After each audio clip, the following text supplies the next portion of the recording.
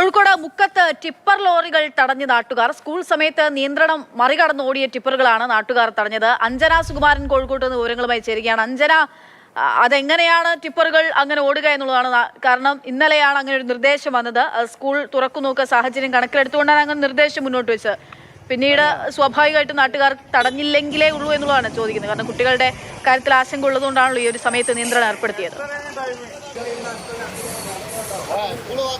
അതെ അക്ഷയ, നേരത്തെ തന്നെ ജില്ലാ കളക്ടറുടെ നേതൃത്വത്തിൽ ഇങ്ങനെ ഒരു തീരുമാനം എടുത്തിരുന്നു. അതായത് സ്കൂൾ സമയം രാവിലെ 8:30 മുതൽ രാവിലെ 10 മണി വരെയും അതോടൊപ്പം തന്നെ വൈകിട്ട് 3:30 മുതൽ 5 മണി വരെയും ടിപ്പർ ലോറികൾക്ക് യാത്രാ വിലക്ക് ഏർപ്പെടുത്തിയിരുന്നു.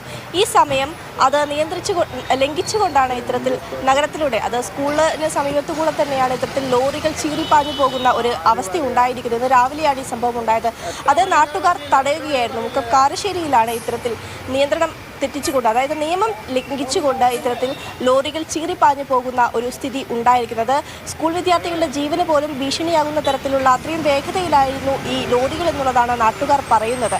നേരത്തെ തന്നെ ഇതുമായി ബന്ധപ്പെട്ട ഇത്തരത്തിലുള്ള വാഹനാപകടങ്ങളൊക്കെ ഉണ്ടായിരുന്നൊരു സ്ഥലം കൂടിയാണിത്. അപ്പോൾ അതുകൊണ്ട് തന്നെ ഇതിലൂടെ പോകുന്ന കുട്ടികളുടെ ജീവന് പോലും ഭീഷണിയാകുന്ന രീതിയിലാണ് ഈ വാഹനങ്ങളുടെ പോക്കെന്നുള്ളതും നാട്ടുകാർ പറയുന്നു. ഈ ഒരു വിഷയത്തിൽ മോട്ടോർ വാഹന വകുപ്പും അതോടൊപ്പം തന്നെ പോലീസും കൃത്യമായ പരിശോധന നടത്തി നടപടികൾ സ്വീകരിക്കണമെന്നും നാട്ടുകാർ ആവശ്യപ്പെടുന്നുണ്ട്. ഏതായാലും ശരി, അഞ്ജനയാണ് വിവരങ്ങൾ നൽകിയത്. എന്തായാലും നാട്ടുകാർ തന്നെ നേരിട്ട് ഇടപെടുന്നു എന്നുള്ളതാണ്.